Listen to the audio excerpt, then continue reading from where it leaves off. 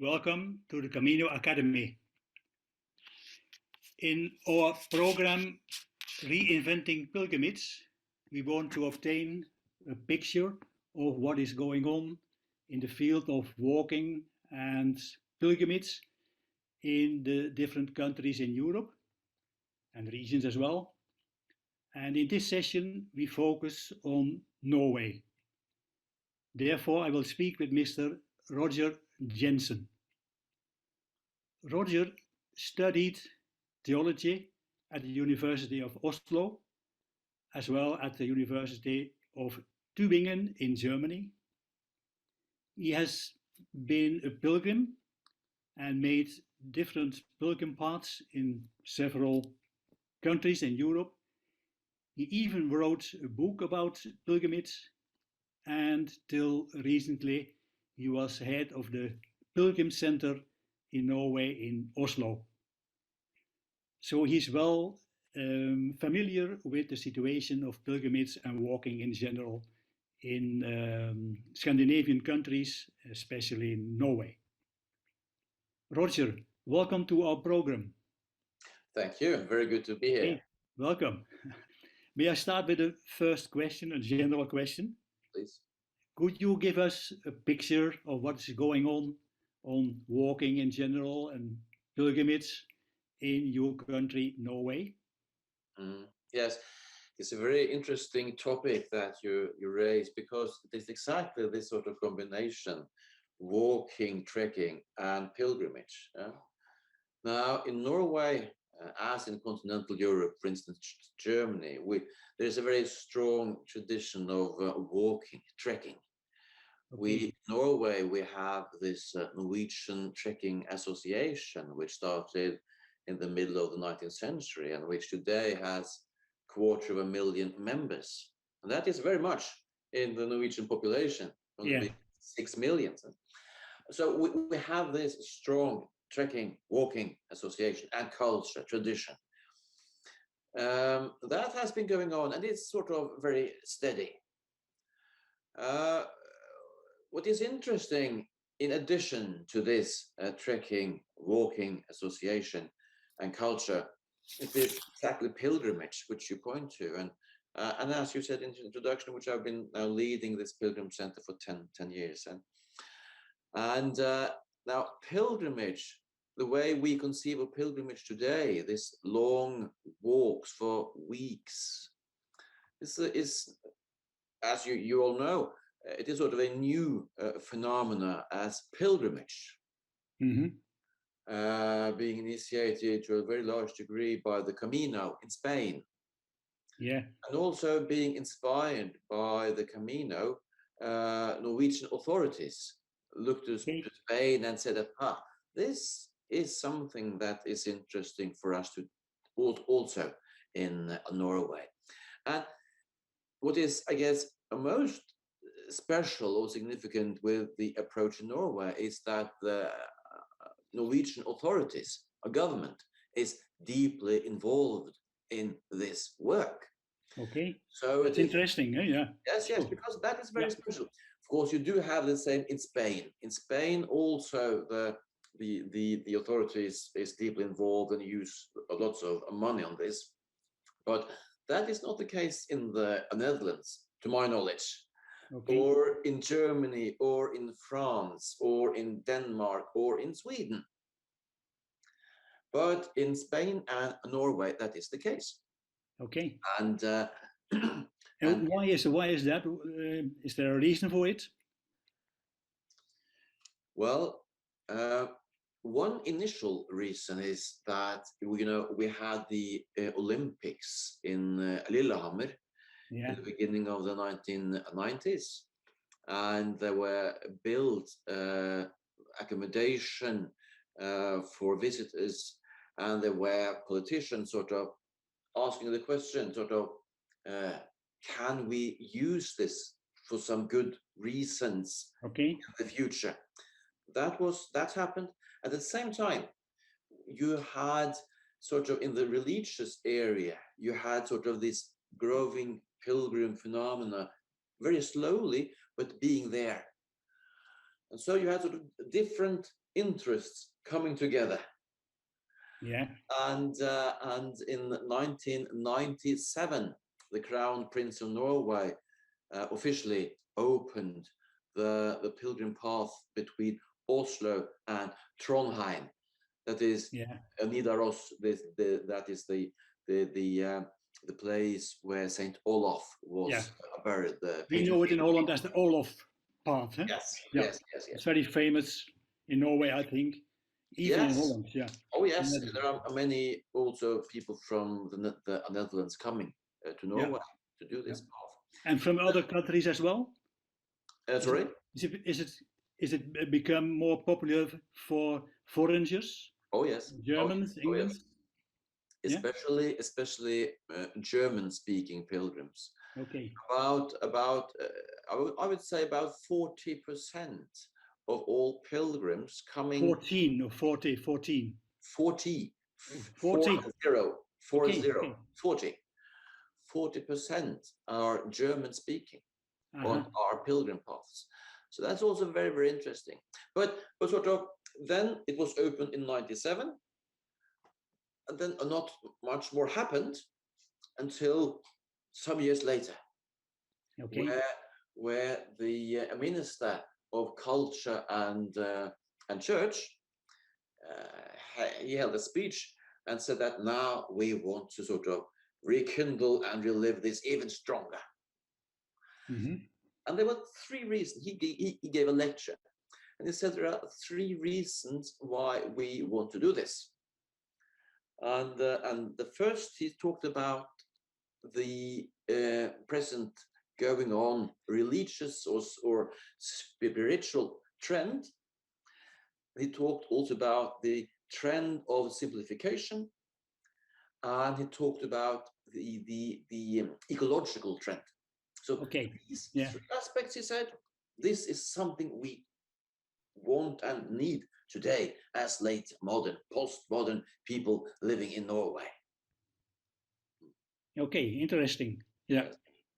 But it's just connecting with the Olaf path, or even to other paths, pilgrim paths, or Camino? No, this project in Norway is sort of centered around walking to the city of Trondheim. Trondheim, okay. That is the old medieval name of the municipality and city area. But of course, also is the case is that people walk the other way. They walk not to Trondheim necessarily, but also walk the way south. Okay. So starting in Trondheim, walking to Oslo, and then connecting to Denmark and the Camino, walking also further south. Yeah. But an interesting question is, I learned from you that the Olaf path is famous in Norway, and even for Germans and the Netherlands. But is the Olaf path connected to the Camino, or is it a different path, a different way through your country? No, it is sort of, Camino. The word Camino just means way. Mm? Yeah. And of course, so we sort of talk about our Caminos, our ways. The St. Olaf paths is St. Olaf Caminos. And as the Camino, but sort of when we talk about the Camino, we talk about paths which have Santiago de Compostela as goal. And of course, our paths, our Caminos, don't have Santiago de Compostela as goal. They have Nidaros or Trondheim. So it's sort of a question of concept. Yeah. But the pilgrim who will start in Norway somewhere and intended to go to Santiago, which parts does it take? The paths alongside the way of Olaf route? Yes. And then when people walk further south, I've got friends which have started in Trondheim and walked all the way to Santiago de Compostela. Okay. and have friends that have walked in Oslo to Rome. Yeah. So and then they follow the St. Olaf paths, Yeah. sort of going south, not going north, but going south. Yes. Yeah. I understand. Yeah. But the characteristics of the Camino to Santiago, um, um, the same as the characteristics of the routes to Trondheim, or are the different? Yes. Yeah. Yes. Oh, yes. As a main Yeah. rule, I Hospital. would say so. Yeah. Yes. As a main rule, I would say so. Because our sign is different. We don't have the scallop shell. The sign sort of showing you the way to Trondheim. That is the cross of St. Olaf, sort of a red cross. Okay. And then you have this symbol sort of showing a cultural site Okay.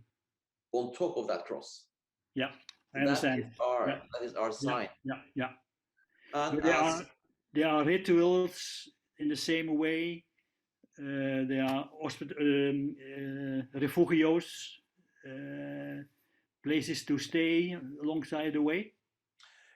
yes, Yeah. there are, but in say in Denmark, when you come to Denmark, there has been sort of established shelters which are unmanned and where you can live very, very cheaply. Okay. In Norway, the structure is a bit different. We also have unmanned shelters, but the standard there is not very high. Okay. But where most people stay, the shelters where most pilgrims stay, that is with farmers. So that is the way the Norwegian government sort of tried also to help farmers when they have, say, a big barn or just some housing which maybe is not in use. Many have received economic support in order to sort of make this, or just a part of it, into a shelter for pilgrims. Okay. Yeah. And this is very, very, very valuable because this means that pilgrims walking in Norway, they sort of meet local and live with the local population. Yeah. That is something of the most valuable I've experienced sort of running the Pilgrim Centre, because people start in Oslo, they walk to Trondheim, but then they take the train back to Oslo in order to have to take the plane back to Amsterdam or Berlin or wherever, and then they come back and sort of tell me what have they experienced. Yeah. And what everyone sort of talks about is sort of the fantastic meetings with the local people in the shelters. Yeah. They are not being employed in this or that way. They are the local farmers running the place. Interesting. Yeah. It's very interesting. Yeah. Interesting. In your book, you speak about pilgrim renaissance. What do you mean by that? Oh, that is one can see that from different perspectives, but sort of the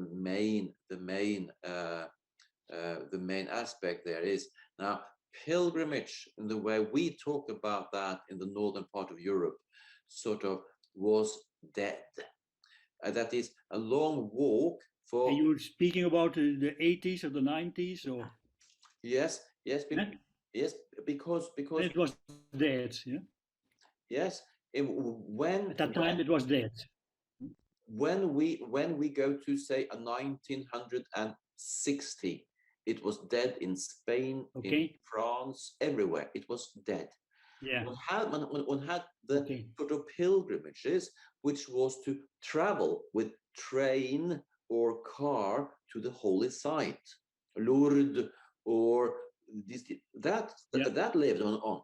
But sort of the I understand. Yeah. walks, that was dead. That is the Renaissance, and also that then sort of there must have been a change. So why do people today set out on a pilgrimage? Is it to reach the holy site, as in medieval ages.